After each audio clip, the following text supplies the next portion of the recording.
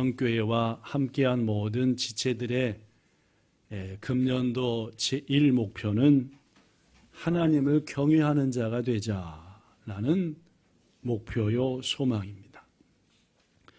경외라는 뜻이 뭔지에 대해서는 1월 1일 송구영신 예배 때 말씀을 드렸고, 지난주에는 하나님을 경외하는 사람들이 성경에는 참 많다.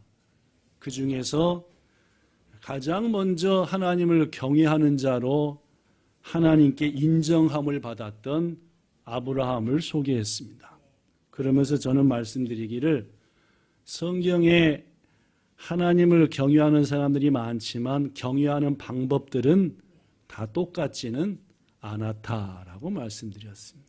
그래서 올해는 자주자주 하나님을 경외하는 사람들을 소개하면서 그들은 어떤 모습으로 하나님을 경외했을까, 그것을 보면서 우리도 우리의 거울로 삼아 그들의 경외하는 모습을 배워보자. 이것이 오늘 말씀에, 또 오늘 말씀에서도 준비한 것입니다. 지난주 이어서 오늘 두 번째로 하나님을 경외한 한 믿음의 선배를 소개하겠습니다. 이분 역시 하나님이 이 사람은 나를 경외한다라고 인정하셨습니다. 한 걸음 더 나아가서 이 사람은 하나님을 얼마나 경외하는 모습이 아름다웠던지 하나님이 이 사람의 하나님의 경외하는 신앙에 대해서 누군가한테 자랑까지 하실 정도. 그러니까 어떻게 본다면은 지난주 소개했던 아브라함보다도 더 어쩌면 하나님의 마음에 들었을지도 모르겠습니다. 뭘 했으니까요? 뭘 했으니까요? 아니요, 자랑했으니까요. 전혀 무슨 말씀인지 파악을 못하시고 얘기하시는 것 같은데, 아브라함에 비해서 오늘 소개하는 이 사람은 똑같이 아브라함처럼 경외한다는 걸 인정까지 받았고, 아브라함보다 더한 것은 하나님은 이 사람에 대해서 누군가한테 자랑까지 하셨다. 고로 이 사람의 하나님의 경외하는 신앙은 참 아름답고 하나님께 기쁨이 되는 사람이다 라고 할 수 있습니다. 자, 여호와 하나님이 그 사람의 경외를 인정했고 하나님이 직접 이 사람의 경외의 신앙을 자랑했던 이 사람은 누굽니까? 오늘 본문에 기록된 욥이라는 사람입니다. 하나님이 자랑한 그 장면이 오늘 본문 바로 다음에 기록되어 있습니다. 보지요. 욥기서 1장 6절. 하루는 하나님의 아들들이 와서 여호와 앞에 섰고, 여기서 하나님의 아들들은 모든 성경학자들이 천사들이었을 것이다 라고 말합니다. 즉 하나님의 천사들이 하나님 앞에 와서 섰습니다. 무슨 가이기가 있는지 어떤 모임이 있는지 모르겠지만 사탄도 그들 가운데에 온지라. 원문에 보면은 몰래 숨어들었습니다. 천사들이 모임하는데 사탄이 이렇게 하고 천사처럼 가장하고 숨어든 겁니다. 여러분, 하나님이 사탄이 천사처럼 가장하고 숨어든 것을 모르실 리가 없습니다. 그래서 말씀합니다. 7절. 여호와께서 사탄에게 이르시되 네가 어디서 왔느냐? 이 말의 의미는 뭔 짓 하다 왔느냐 그 말입니다. 여러분, 사탄이 뭔 짓 하고 다닙니까? 어떤 나쁜 짓을 합니까? 구체적으로? 물론입니다. 성도를 신앙생활 온전하지 못하도록 방해하고 유혹하는 게 사탄이지요. 그러니까 하나님은 너 또 뭔 짓 하다 왔냐? 다 아시고 물어보시는 겁니다. 그러더니 사탄이 말합니다. 여호와께 대답하여 이르되 땅을 두루 돌아 여기저기 다녀왔나이다 했습니다. 즉 온 사방간데 다니면서 성도들 괴롭히고 유혹하다 왔습니다 라고 대답했습니다. 그랬더니 하나님이 이런 말씀을 합니다. 8절, 네가 내 종 욥을 주의하여 보았느냐라고 말합니다. 그죠? 누굴 보았냐? 봤겠습니까? 안 봤겠습니까? 물론입니다. 욥을 당연히 봤겠지요. 건드렸겠습니까? 안 건드렸겠습니까? 건드렸을 겁니다. 분명히요. 그러나 욥이 믿음으로 어떻게 한 겁니까? 이겼을 겁니다. 고로 하나님은 이것을 이미 아시고 내 종 욥을 주의하고 유의해서 봤느냐. 이어서 하나님 말씀이 이어집니다. 그와 같이 온전하고 정직하여 나를 경외하며 악에서 떠난 자는 세상에 없다라는 말은 유일하다는 말이죠. 그렇죠? 욥은 아브라함 시대의 사람입니다.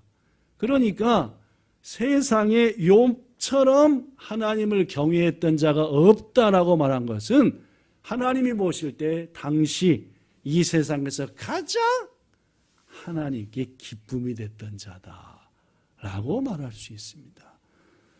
이에 대해서 저 뒤에 보면은 아니 하나님이 욥한테 잘해주니까 그러지요. 잘못해줘 보세요. 금방 안 그럽니다 라고 따지는 거 봐서는 사탄이 건들 만큼 건든 겁니다. 누구를요? 욥을요. 그러나 이겼다. 하나님은 그것이 꼬시셔서 너무너무 좋아서 누구한테? 사탄한테 뭘 하시는 겁니까? 자랑하는 겁니다. 고봐라.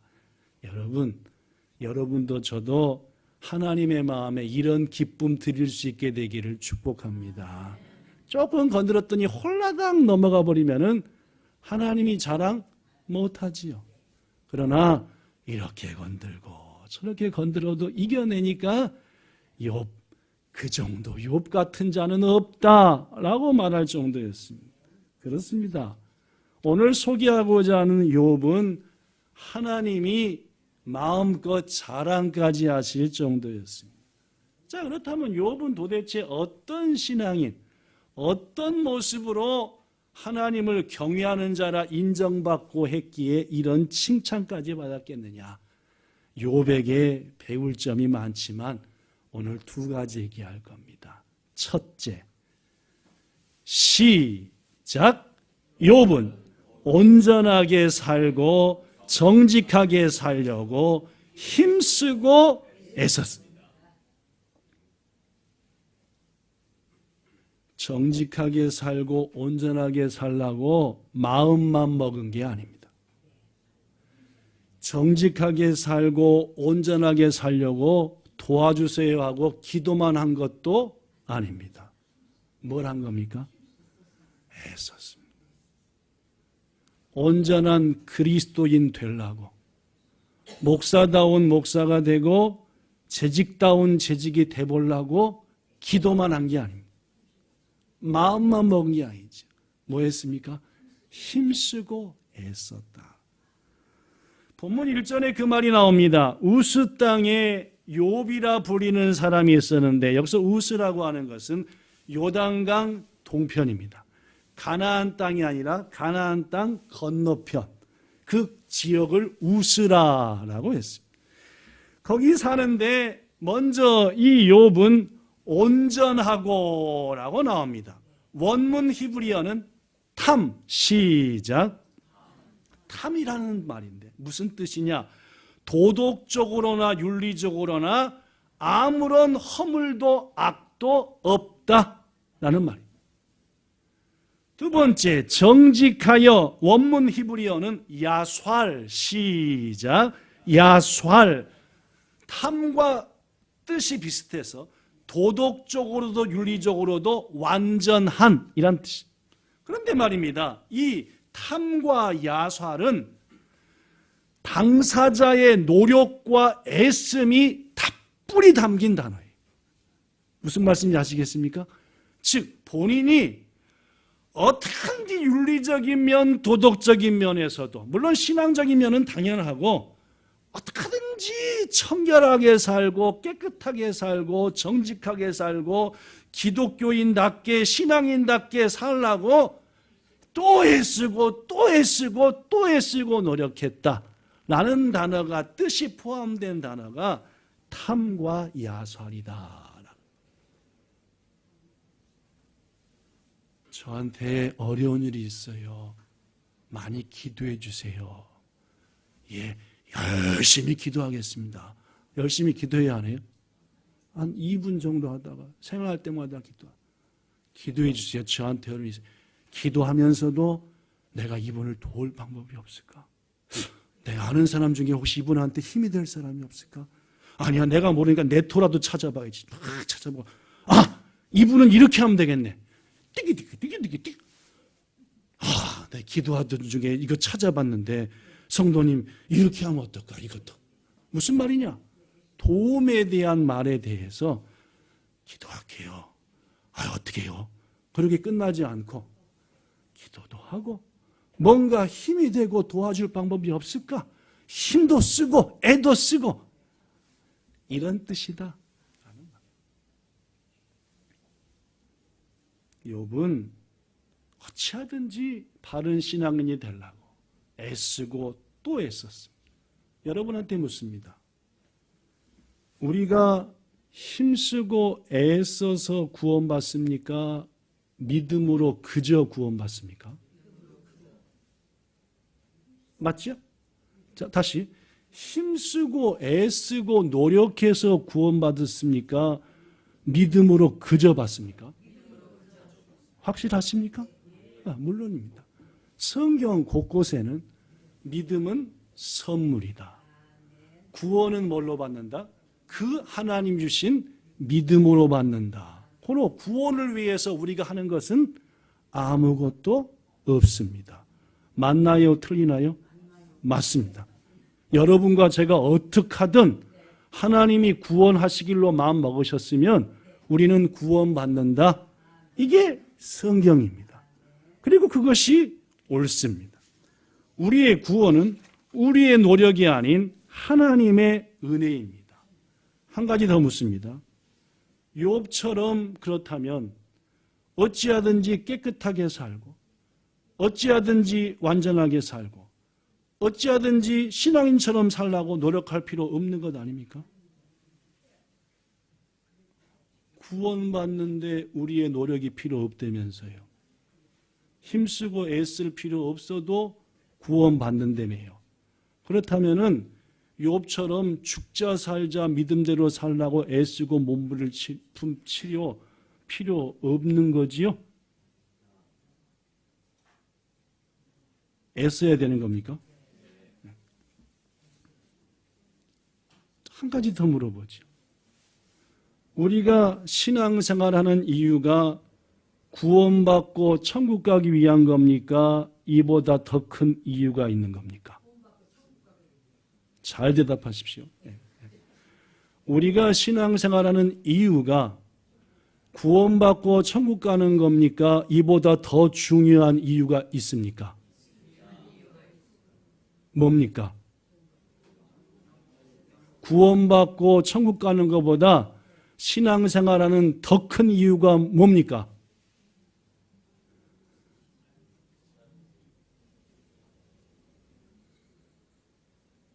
확신이 오시면 대답하셔도 괜찮습니다. 저는 여러분들에게 이미 몇 번 말씀드렸습니다. 우리는 구원받고 천국 가려고 신앙생활하는 것 아닙니다. 왜냐? 이미 우리는 구원받았으니까요. 이미 우리는 천국 가게 됐으니까요. 고로 구원받고 천국 가려고 신앙생활하는 것은 틀린 겁니다. 왜 신앙생활합니까? 여러분이 세례받을 때에 혹은 학습받을 때에 묻는 제 첫 번째 문제가 답입니다. 웨스트민스터 소요리 문답 제1문 문제가 뭡니까? 제1문 읽어봅시다. 네, 시작. 히토노 오모나 모쿠테키와 난데스까? 우리 인간이 이 땅에 존재하는 이유, 또 우리가 신앙생활하는 가장 큰 이유가 어디에 있습니까? 물론입니다. 하나님을 영화롭게 하는 것이고 그분을 기쁘시게 하는 겁니다. 여러분과 저가 지음받은 가장 큰 이유가 뭔지 압니까? 하나님을 기쁘시게 하라고 지음받은 겁니다. 인정하십니까? 그렇다면 왜 신앙생활을 합니까? 네, 하나님을 기쁘시게 하고 그분을 영화롭게 하는 것. 사랑하는 성도 여러분, 그래서 우리 장로교회는 이 말씀을 가장 소중히 여깁니다. 고린도전서 6장 19절 20절. 너희 몸은 너희가 하나님께로부터 받은 바 너희 가운데 계신 성령님의 전인 줄을 알지 못하느냐? 너희는 너희 자신의 것이 아니다. 20절. 값으로 산 것이 되었으니 그러므로 너희 몸으로 하나님께 영광을 돌리라. 이런 말씀도 있죠. 고린도전서 10장 31절. 그러므로 먹을 때에도 마실 때에도 무슨 일을 할 때에도 다 뭐라고 하라? 네, 하나님의 영광을 그분이 기뻐하시는 일을 하라. 그렇습니다, 여러분. 욥이 구원받고 천국 가기 위해 노력하고 또 애쓰고 힘쓴 것 아닙니다. 하나님을 영화롭게 하고 그분을 기쁘게 하려고 애쓴 겁니다. 아시겠습니까? 욥의 신앙의 핵심입니다. 그는 구원받으려고 애쓴 게 아닙니다. 하나님을 기쁘게 하고 싶어서 애쓴 겁니다. 저는 여러분과 저한테 말합니다. 올 한 해 우리도 욥처럼 힘쓰고 애씁시다. 하나님을 영화롭게 하고 하나님을 기쁘시게 하기 위해서 온전하게 살라고 애쓰고 정직하게 살라고 애쓰고 힘쓰며 애쓰며 노력하자. 이게 일부 예배 때 물어봤더니 우리가 왜 물어봤어요. 그죠? 신앙생활을 하는 가장 큰 이유가 뭡니까? 구원받는 겁니까? 예. 자세하고 대답하십시오. 아닌 것 같습니다. 그럼 왜 우리가 신앙생활을 합니까? 보응을 받으려고요. 보응이 뭡니까? 잘하면 복 주시니까요. 여러분, 왜 우리가 신앙생활을 열심히 하고 잘하려고 합니까? 복 주니까요? 복 받으려고요? 그것은 잿밥에만 관심이 있는 거예요. 여러분과 저의 신앙생활의 열심의 이유는 그분이 좋아하시니까. 우리도 사랑을 해봤고 사랑하고 있지만은 진짜 사랑에 눈이 멀 정도로 사랑할 때는 뭘 합니까? 상대가 좋아하는 것은 다 하고 싶잖아요. 그러든가요, 안 그러든가요? 이런 도둑놈 같은 사람은 자기가 원하는 것들만 다 해주길 바랬구나, 그죠? 아닙니다. 상대가 원하는 거, 다 해주고 싶은 거. 이게 진짜 사랑에 빠진 자들의 모습 아닙니까?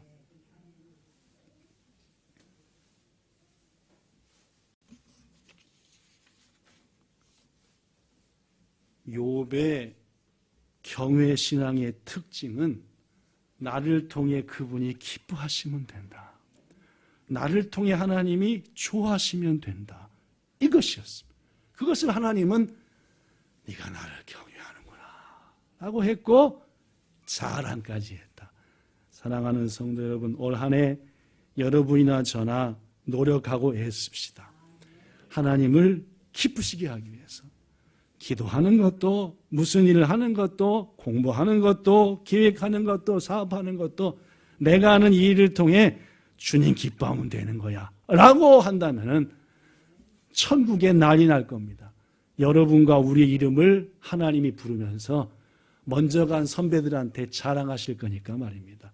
이 놀라운 일이 반드시 올해 우리를 통해 천국에서 일어나게 되기를 예수님 이름으로 축복합니다. 두 번째, 오늘 말씀드릴 두 번째 마지막입니다. 하나님은 왜 또 욥을 경외하는 자로 인정하시고 칭찬하셨을까요? 읽어봅시다. 둘째, 준비됐나요? 준비됐나요? 시작! 욥은 자녀들을 신앙 안에서 살도록 힘껏 가르쳤습니다. 이게 중요해요. 오늘 본문 5절에 보니까 욥의 자녀들은 자주자주 잔치를 했습니다. 특히 뭔 잔치했지요? 생일 파티를 했습니다. 온 형제들, 가족들이 모여가지고 생일을 축하했죠. 그죠? 그래가지고 그 생일이 끝나면은 욥이 모든 자녀들을 다 불렀습니다. 그리고 한 일이 뭡니까? 자녀의 숫자대로 소든 양이든 잡아서 하나님 앞에 번제, 예배를 드렸습니다. 이유가 뭡니까? 이유가 나옵니다. 그죠? 혹시 내 자녀들이 뭘 범하여? 죄를 범하여 마음으로 누구를? 하나님을 뭐하게 할까? 욕되게 할까? 했다. 그 다음에 뭐가 나옵니까? 욥의 행위가 항상 이랬다. 자신의 신앙뿐만 아니라 자기의 자녀들도 어떻게든지 하나님이 기뻐하는 자 되도록 애쓰고 또 애썼다라는 말. 여러분에게 한번 소개했던 어머니를 소개합니다. 모니카지요. 누구의 엄마입니까? 어거스틴의 엄마입니다. 이 모니카는 AD 332년 알제리에서 태어났습니다. 아프리카 가장 북쪽이죠. 부모는 하나님을 잘 믿는 그리스도인이었는데 집안은 엄청나게 가난했어요. 그래서 집안의 다른 가족들을 위해서 모니카의 부모는 예수 믿지 않는 사람한테 20살에 시집을 보내버렸어요. 왜냐하면 뭘 받으니까요? 그에 대한 대가를 받아서 다른 가족을 살려야 되겠으니까 피치 못할 결정이었을 겁니다. 그런데 시집 갔더니 남편 파트리치오는 모니카보다 나이가 2배도 더 많았습니다. 모니카의 나이가 20살, 파트리치오의 나이는 45쯤으로 알려집니다. 그러니까 자그마치 20년 이상 나이 차이가 났습니다. 더구나 성질이 못됐습니다. 뚝하면 폭행을 저질. 아내 모니카를 때렸습니다. 그러고 또 게을렀습니다. 일어나기 시작하고 싫어하고 게을르고. 설상가상으로 시어머니는 모니카를 학대했습니다. 시집살이를 보통 시킨 게 아니라 학대할 정도로 시켰습니다. 모니카는 힘들 때마다 하나님 앞에 기도할 수밖에 없었습니다. 기도하던 중에 응답을 받았지요. 어떤 응답입니까? 하나님이 나를 이 집으로 시집 보낸 것은 주님을 믿지 않는 시어머니와 남편을 뭐하기 위함이다? 구원하시게 합니다. 이런 마음이 드는 거예요. 누구한테요? 모니카한테요. 간절한 기도와 섬김을 통해 먼저 하나님을 영접한 쪽은 시어머니였습니다. 모니카의 생활과 성품, 그의 모든 신앙의 감명을 받아 네가 믿는 하나님을 나도 믿겠다 해서 먼저 누가 손들었대요? 시어머니가. 그 남편 파트리치오도 하나님의 말씀에 점차 귀를 기울이게 되었고 마침내 세례를 받은 후 신앙심이 깊은 신앙인이 되었습니다. 이렇듯 모니카를 통해 시어머니와 남편이 구원받게 된 겁니다. 그렇죠? 그 과정 중에 모니카는 3명의 자녀를 낳았습니다. 큰애가 어거스틴이고 둘째와 셋째를 낳았는데 둘째, 셋째는 엄마와 아버지의 교훈을 받아 얼마나 하나님을 잘 믿는지. 근데 문제는 첫째 아들 어거스틴이었어요. 그의 악행은 어릴 때부터 나타났습니다. 못된 짓이란 못된 짓은 다 하고 세상 향락에 빠지고 학교 안 가고 오락실 가고 요새로 말하면 거죠. 이건 뭐 맨날 가출해대고 젊디나 젊은 게 여자 알아가지고 애나 배버리고 더구나 하나님 버리고 만이교라고 하는 이단에 빠져가지고 거기 가서 미쳐 날뛰고 너무너무 슬펐습니다. 모니카는. 시어머니와 남편을 구원한 것은 감사한데 아들이 이런 삶을 사니까 고통스러웠지. 더구나 그 아들의 앞날이 너무너무 깜깜하니까. 그럼에도 모니카는 섣부른 꾸짖음과 분노로 아들을 대하지는 않았다고 합니다. 어떻게 하면 더 사랑스러운 마음으로 대할까? 유하게. 아들 어거스티나. 그러다 보니까 당연히 어거스틴을 위해서 모니카는 홀로 눈물을 흘릴 수밖에 없었습니다. 승질이 여기까지 나는데 아들 어거스틴 놔두고 따뜻한 마음으로 하려니까 막 속이 터져버릴 것 같으니까 누구한테 가서 우는 거예요? 하나님께 우는. 어느 날도 하나님께 엉엉 울다가 도저히 가슴이 터져버릴 것 같아서 목사님을 찾아갔습니다. 목사님, 우리 아들 어거스틴이 이렇습니다. 너무너무 괴롭습니다. 그때 한 유명한 목사의 답이 오늘날까지 알려집니다. 뭐라고 했지요? 이렇게 말했답니다. 안심하세요, 모니카. 눈물로 기도하는 어머니를 둔 아들은 결코 멸망하지 않습니다. 눈물로 기도하는 어머니를 둔 자식은 결코 멸망하지 않습니다. 눈물로 기도하는 부모를 둔 자녀는 멸망하지 않습니다.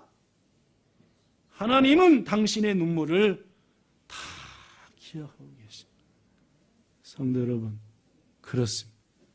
눈물로 기도하는 부모의 자녀는 망하지 않는 겁니다. 욥에게는 그 믿음이 있었습니다.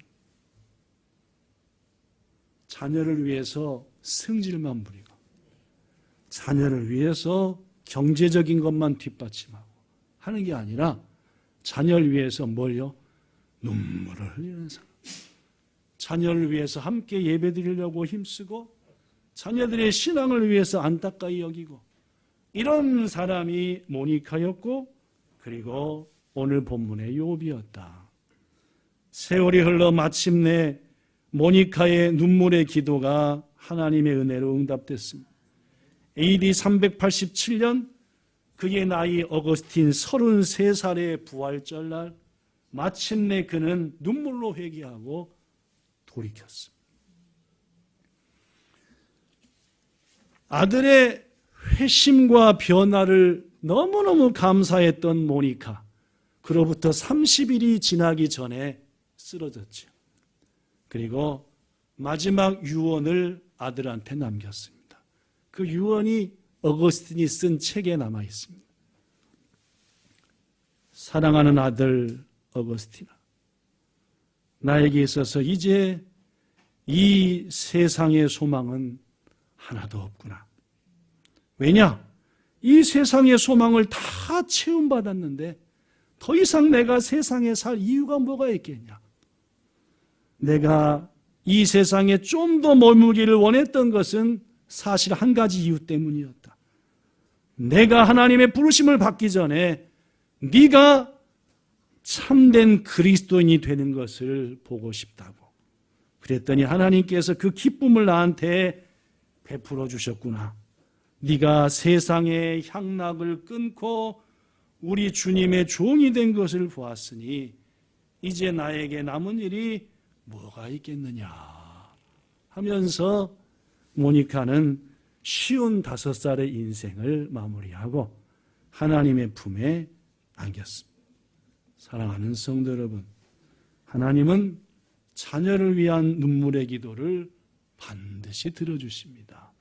더구나 자녀를 위해 신앙을 위해 눈물로 기도하는 그 부모를 하나님은 나를 경외하는 자다라고 인정한다는 겁니다. 올 한 해 여러분과 저 어찌하든지 욥처럼 우리의 자녀들을 위해서 이 모양 저 모양 다 하되 특별히 눈물로 기도하는 여러분과 저가 되어 하나님께 경외하는 자다 인정받는 우리 되기를 예수님 이름으로 축복합니다. 말씀을 정리합니다. 우리 본향교회와 우리 본향 성도들의 올 새해 목표는 거듭말하지만 분명합니다. 뭡니까? 여호와 하나님을 경외하는 우리가 되자는 겁니다. 경외의 뜻이 뭔지는 1월 1일 날 말씀드렸습니다.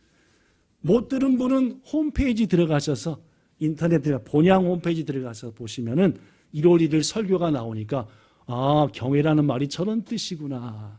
지난주는 아브라함의 경외 신앙에 대해서 봤습니다. 아브라함은 이렇게 하나님께 경외한다 인정받았구나.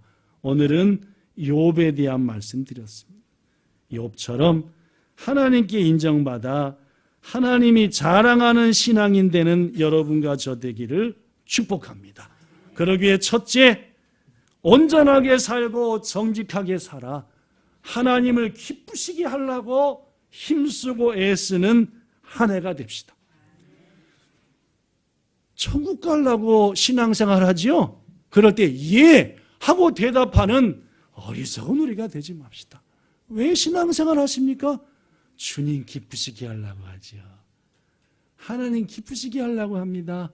이렇게 생각하고 고백하며 그렇게 살아봅시다.